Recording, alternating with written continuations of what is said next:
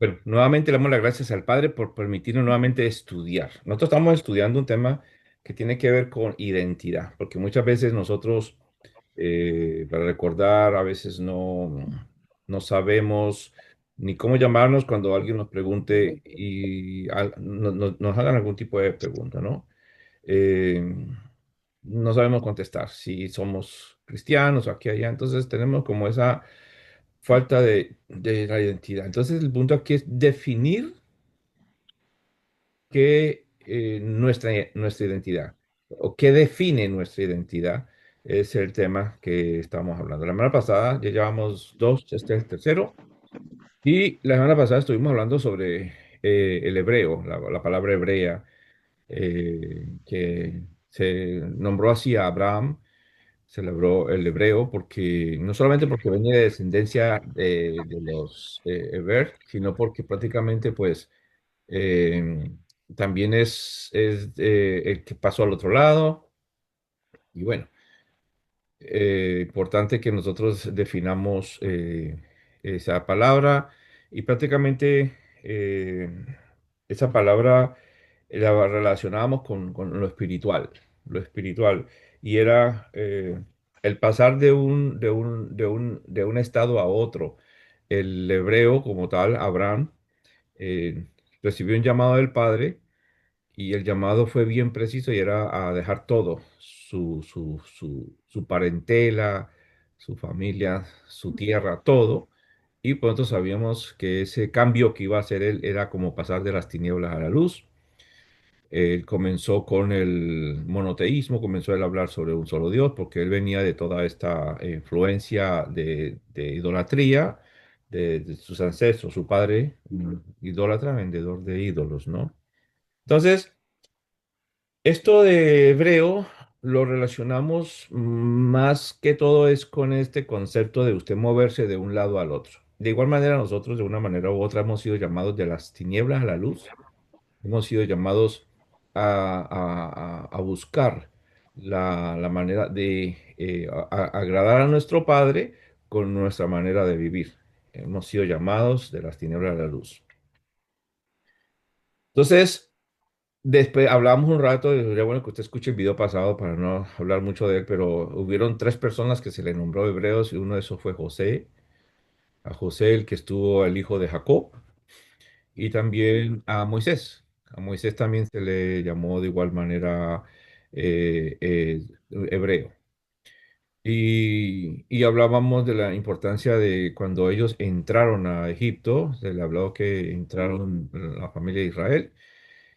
Pero en Egipto, cuando los mandó a llamar Yahweh y que salieran, se le mandó a decir al faraón el Dios de los hebreos, ¿no?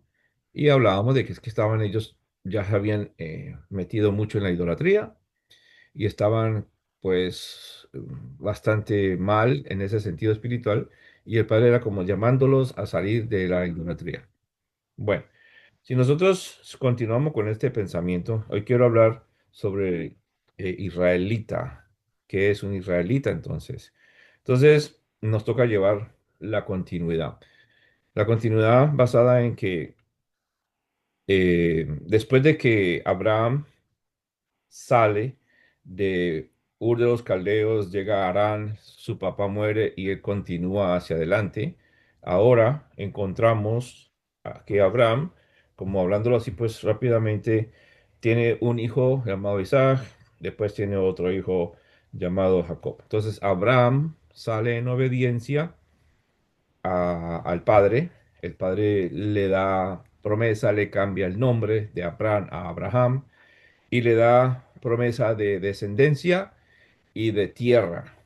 Súper importante que vayamos conectando esto. Entonces, después que éste sale y es obediente a la instrucción de caminar por un lugar donde él no había caminado, de salir a un lugar donde él no había ido, solamente iba con una promesa, pues basada en un pacto que ya había hecho con Abraham. Si se acuerdan, el pacto lo hizo ahí en Génesis 15 con el pacto de las mitades. Entonces, de esa manera comenzamos nosotros a conocer la la descendencia. En estudios que hemos hecho, realizado anteriormente, sabemos que es el papá de Isaac. E Isaac tiene a Jacob. Y es aquí en Jacob donde todo cambia. Todo cambia. Y ahí, en ese lugar, cuando vemos nosotros en Génesis 32:28, usted lo puede ir a mirar después más adelante, es la parte donde Jacob tiene la lucha con el ángel y después de esta lucha se le cambia el nombre a Israel. Vuelve y lo confirma en el libro de Bereshit o Génesis 35:10. Elohim le confirma el cambio de nombre. El cambio de nombre prácticamente ocurrió cuando él regresaba de Padan Aram. Él regresaba ya a tener el encuentro con su hermano. Este nombre, cuando se le da a Jacob, es como una transformación y lleva en sí el nombre un propósito. En esta nueva relación con Elohim, ahora de pasar de ser eh, Jacob a ser Israel, porque ahora Israel significa el que prevalece. Entonces, es a partir de este momento que se le comienza a llamar a Israel, a Jacob, a Israel, y de aquí se le comienza a llamar a Israel como tal. ¿Qué representa este cambio? Esto entonces no solamente el cambio de un nombre, sino que ahora le da una responsabilidad muy grande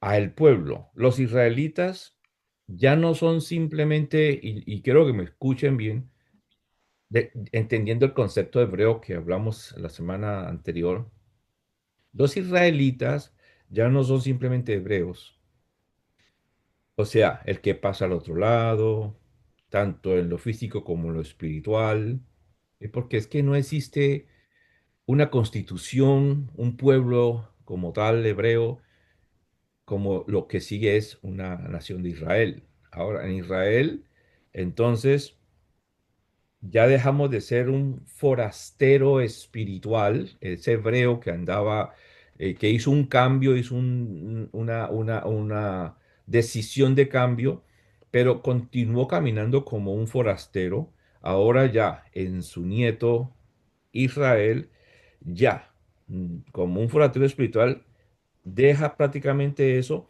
y ahora Israel va a vivir porque ya tiene una identidad, pero no una identidad individual, sino una identidad colectiva. ¿Eh? Uy, yo creo que va colocando cuidado a estas palabras. No solamente tiene una identidad colectiva, sino que también tiene una historia que comienza a edificar. Y desde Abraham, cuando se le dio la promesa a Abraham, se le dio pues prácticamente una promesa de descendencia y tierra. Entonces, en Jacob, que ahora es Israel, va a obtener esa promesa que se le dio a Abraham. Porque Abraham solamente tuvo a Isaac, tuvo otros hijos, pero Isaac era el de la promesa. Vemos desarrollado el potencial de descendencia en Jacob, su nieto. ¿Ok? Entonces, diríamos que todo esto está pasando de un plano individual a algo colectivo, a algo nacional. ¿Qué? Está pasando todo, la emuná y las promesas. Entonces, el nacimiento de las 12 tribus marca en este momento algo histórico. Ahora ya hay una estructura, ya hay una organización y ya hay un propósito visible para la humanidad. ¿Ok? Hay un propósito visible porque es en este grupo de que el Padre ha escogido, que ahora es Israel, donde es un ejemplo a las naciones. Ok, tenemos que entonces que recordar cómo sucede esto, porque Yahweh le dijo a Abraham que en el libro de Bereshit 12, del 2 al 3 dice que él va a ser de Abraham una gran nación. Esto nace ahora en un hombre que había decidido dejar su estilo de vida, en un hombre que ahora iba a caminar en fe. Ahora el padre le dijo a este hombre, haré de ti una gran nación. En el libro de Bereshit 15 o Génesis 15:5, él le da la promesa de que su descendencia iba a ser como las estrellas en los cielos. Su descendencia iba a ser demasiada. O sea, la descendencia que iba a ser demasiada era entonces esa gran nación que iba a levantar, no de el Abraham que estaba en Ur de los Caldeos, sino de el Abraham que caminó al otro lado, que es el hebreo. O sea, no nos podemos nosotros confundir. eh, Ser israelita no era simplemente pertenecer a una de las tribus. Ser israelita es llevar la herencia espiritual y dirigirnos a un destino ya profetizado a Abraham. Es que a Abraham se le dio la promesa y se le dio profecía de que su descendencia iba a ser grande y que esa descendencia, cuando usted lee en Génesis 15, dice que estaría esclava en una nación y que de allá iban a salir con riquezas. En el libro de Génesis 15 usted lo puede leer. Entonces vemos de que nace desde una promesa a Abraham y se va llevando en esa promesa al pueblo, se lo llevó a una nación que nosotros sabemos que es Egipto, después que están allí, porque ellos entran a Egipto por el hambre que había, ¿no? Esos son estudios que deberíamos de repasar, pero ahora ellos entran a ese lugar, ahora salen de Egipto de la esclavitud y el Padre los va moviendo al desierto, donde les entrega la Torá, y de ahí a la tierra prometida, ¿para qué? Para moldear el carácter de esta nación que está en formación. Mire que durante todo ese tiempo Yahweh incluyó milagros, manifestaciones de parte de él poderosas, se enfrentaron de igual manera, a pesar que vieron tantas cosas, se enfrentaron ellos a muchos conflictos internos, como desobediencia, rebelión, idolatría, ingratitud. Entonces, aquí nosotros podemos ver claramente que no todos, ojo, aquí en esto podemos ver claramente que no todos los descendientes de Israel conservaron ese modo de ser, o por decirlo así, ese espíritu hebreo. No todos. Conectado hebreo con lo que tenemos el concepto ahora que hebreo es el que se mueve de un lado para otro, no todos mantuvieron ese espíritu hebreo. Entonces, hoy día se piensa que israelita es sinónimo de judío. Por eso es que muchas personas cuando nos ven a nosotros rápidamente conectan con los Yahudim, con los judíos.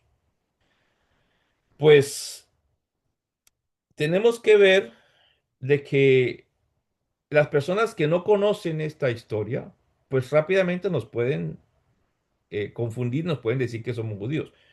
Nosotros no somos judíos. Hay que colocar cuidado porque no todo israelita es judío y esto confunde a todo el mundo. La próxima semana yo voy a hablar sobre qué es judío, pero hoy me interesa concentrarme en lo que es israelita, de dónde sale ese concepto y para dónde los quiero llevar a ustedes. El término israelita se refiere a los descendientes de Jacob y no solo a Yahudá. El reino, así para hablarlo por encima, el reino de Israel en su historia se dividió en ese lugar de Siquén, porque no querían someterse a los duros impuestos y las duras tareas que le iba a dar el hijo de Salomón, Roboán, que había fallecido. Roboán tomó consejo de los jóvenes y les iba a dar más impuestos para poder sostener y mantener el templo que Salomón había levantado. Estas personas se reunieron ahí en Siquén y querían eh, seguir bajo el reinado de Roboam, pero que les quitara un poco los impuestos, pero no quiso así. Roboam no se dirigió por los consejos de los ancianos, sino de los jóvenes. Eso llevó a un gran problema donde entonces el reino de Israel sufre una división. Ellos mandan a traer a Jeroboam de Egipto. Jeroboam, quien era el que trabajaba con Salomón, que se había huido a Egipto porque ya había recibido Salomón la información de que el padre le iba a dar 10 eh, 10 tribus a Jeroboam. Entonces, esto se lo digo así a vuelo de pájaro, como uno dice, porque es necesario que lo estudiemos. Entonces, ahí en Siquén, por esa situación, se divide el reino del norte y el reino del sur. Y es importante que conozcamos esta historia. Comenzó entonces en ese momento en que se dividen el reino de Israel, se divide el reino del norte y el reino del sur. El reino del norte también toma como nombre reino, la casa de Efraín, la casa de Jacob, la casa de José, y también se llama como la casa de Israel. Se le llama al reino del norte. Entonces, el reino del sur viene y establece en la parte sur donde está Jerusalén, y ahí ya está lo que con ellos está Judá, Benjamín y parte de Leví. Esa división del reino, ahí en esa división inicia muchos conflictos, acontecimientos de estos dos reinos y comienzan a haber muchos problemas entre el reino del norte y el reino del sur. Eso lo podemos leer por toda la palabra del Eterno. Entonces, es bueno decir y es bueno conocer esta información y es de vital importancia porque esta información la desconoce nuestros hermanos cristianos. Esta información no la tienen. Es más, cuando yo era cristiano, yo no conocía nada de estas cosas. No me habían enseñado esto. Entonces, esta revelación, para mí fue una revelación, una iluminación de esos textos. Como se mencionaba muy poco o nada, pues uno no conocía absolutamente nada. El reino del norte fue entonces, por causa del pecado de la idolatría, fue exiliado hacia las naciones por medio de Asiria en el 720, 723, por ahí, fueron exiliados. ¿Por qué? Porque Jeroboam trajo dos becerros de oro para adorar. El padre los divorció, se divorció de ellos y fueron exiliados a todas las partes del mundo. Lo que no pasó con el reino del sur. El reino del sur más adelante fue exiliado a Babilonia y 70 años después regresaron. Cuando nos fuimos nosotros, digo nosotros porque yo ya entiendo cuál es mi identidad, y estábamos regados por todo el lado, porque Asiria vino, fue el instrumento que ya utilizó para eh, llevarlos a todo lugar por la idolatría. Entonces, ahí ya perdieron su identidad, perdimos la identidad. No sabíamos de qué tribu éramos porque se revolvieron con todo el mundo. Tal vez perdimos la identidad, pero no la esencia, no la esencia espiritual. Entonces, yo entiendo que según los estudios y las informaciones que tenemos, muchos en el tiempo anterior, en el tiempo de Yeshua, muchos ya habían regresado, porque tenemos a varias personas que sabemos que eran de otras tribus, ¿no? Que habían regresado, pero no todos habían regresado. Entonces, como dicen muchos estudiosos, todavía hay muchas ovejas, que así se les llama, ovejas, que están todavía en las naciones. Por eso, Yeshua cuando vino, él vino a buscar a las ovejas perdidas o dispersas de la casa de Israel. Muchas de esas ovejas que no habían regresado, que habían perdido su identidad y ahora están regresando. La pregunta es, ¿será que nosotros llevamos esa herencia israelita en nuestro linaje? Nos podemos preguntar. Porque para muchos de nosotros sentimos una atracción a algún evento de nuestro pueblo yaudín. Un sonido de un chofar, una alabanza en hebreo, una alabanza que era de ellos, o cuando mirábamos a un yaudín sentíamos empatía por ellos. Hubo algo, una esencia dentro que nos conectaba con el pueblo. Tal vez en un tiempo en nuestra ignorancia éramos antisemitas. Fuimos creciendo y fuimos teniendo una conexión. ¿Por qué? Porque en el momento todo eso se lo debemos al Padre. Entonces, esa herencia espiritual la podemos llevar nosotros en nuestro linaje. Y de hecho muchas personas hacen su ADN y resulta que tienen mucho de nuestro pueblo. Ahora, la otra pregunta es, ¿seríamos capaces de llevar esa herencia israelita y ese espíritu de Israel, que significa el que lucha y no renuncia a la promesa?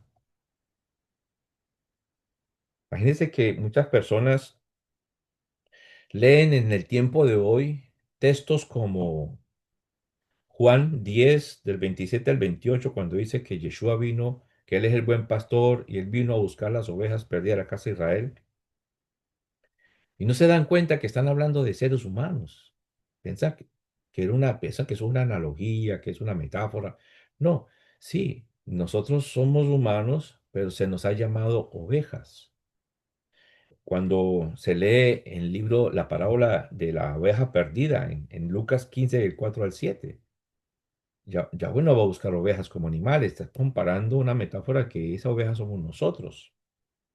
Cuando vemos en el libro de Ezequiel, Ezequiel del 34, del 11 al 16, que él promete cuidar sus ovejas y promete guiarlas a buenos pastos y apriscos. Entonces, esta metáfora es muy usada a menudo y el mismo Isaías 53:6 dice, nos descarriamos como oveja, cada cual se apartó de su camino.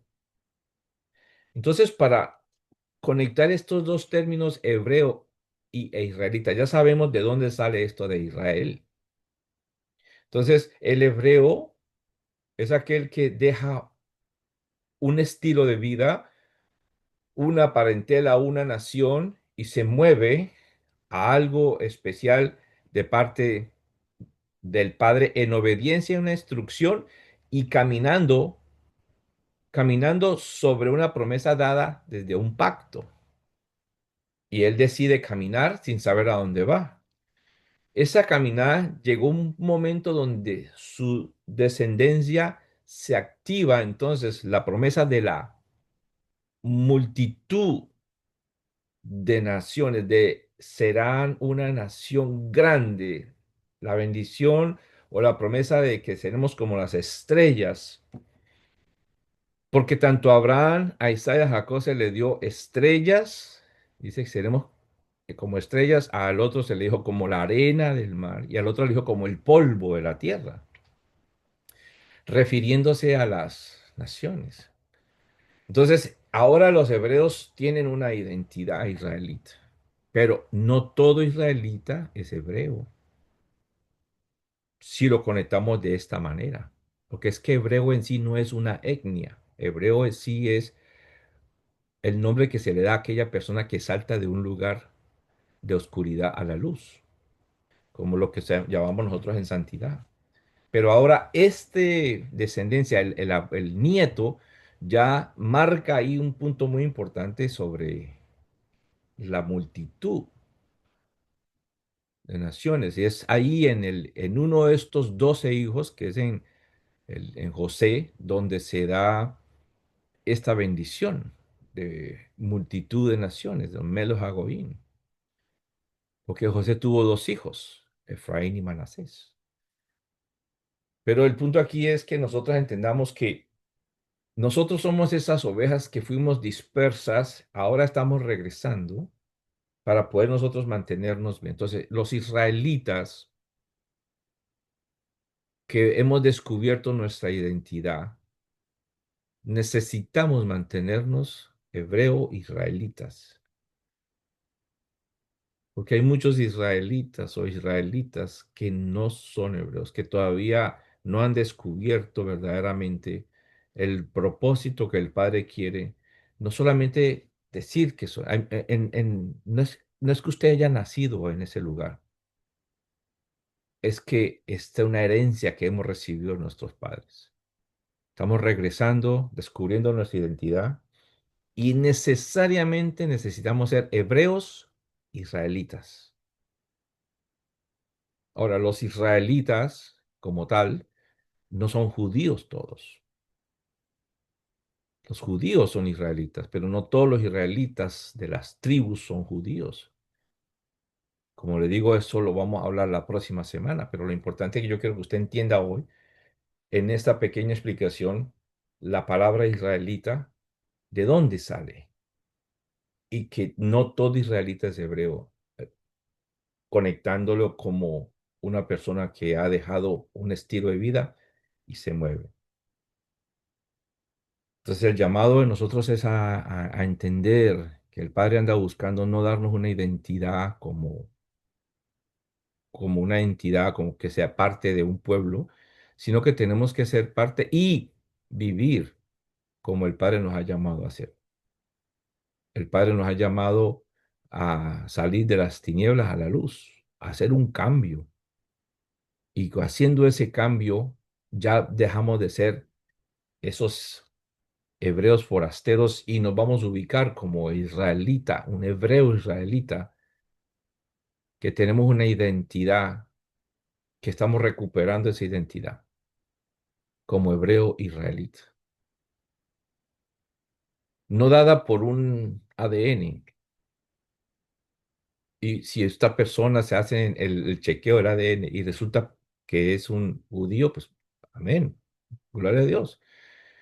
Pero es en Yeshua que nosotros verdaderamente adquirimos esta identidad que ha sido dada al pueblo por Abraham. Entonces ya textos como Gálatas vamos a tener más entendimiento. Yo quiero dejarlo hasta aquí para ir llevando el concepto poco a poco y atender algunas preguntas. Y la otra semana vamos a hablar de lo que es un judío, un yahudín. ¿De dónde sale la palabra judío? ¿A qué se refiere el judío? ¿Por qué nos confunden a muchos de nosotros como judíos si no somos judíos? A no ser que ya lo sepamos por medio del ADN, que sí somos judíos. para después seguirnos moviendo hacia adelante y entender el propósito del plan del Padre para todos nosotros, en poder entender esos textos del libro de Gálatas, que son a veces muy malentendidos. Entonces voy a dejarlo hasta acá para responder algunas preguntas. Saludos, bendiciones a todos. Pues comparta esta información para aquellas personas que todavía desconocen un poco sobre su identidad. Shalom, shalom.